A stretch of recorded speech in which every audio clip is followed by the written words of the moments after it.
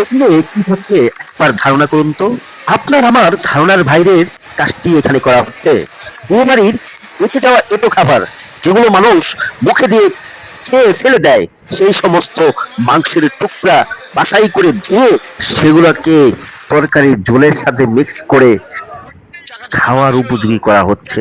Roast গুলাকে দেখুন, এই যে রোস্টের যে ঝোল, সেই ঝোলের সাথে মিক্স করে খাওয়ার উপযোগী করা হচ্ছে, যাতে মানুষ বুঝতে না পারে এগুলো এতে খাবার।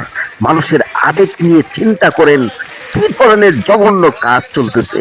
এই যে ঝোলের মধ্যে দেখুন এতে যাওয়া খাবারের রোস্ট গুলো, এগুলার উপরে ঝোল দিয়ে এগুলাকে আবার চকচকে ঝকচকে করা হচ্ছে। চিন্তা করা যায় কি জঘন্য ধরনের কাজ এগুলা।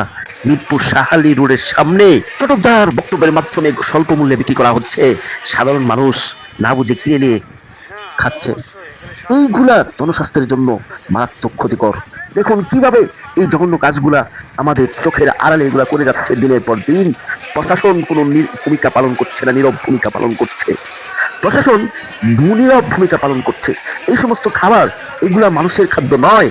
আগে এক সময় কুকুর বিড়ালের খাদ্য হিসাবে এগুলা মানুষ ফেলে দিত, আর কিছু অসাধু ব্যবসায়ী মুনাফার লোভে এগুলা মানুষকে খাওয়ায়। বিষয়টি জনস্বার্থের জন্য অধিক গুরুত্বপূর্ণ বিধায় দয়া করে ভিডিওটি শেয়ার করে দিবেন, যাতে প্রশাসনের নজরে আসে এবং কার্যকর ব্যবস্থা গ্রহণ করে। ধন্যবাদ সবাইকে।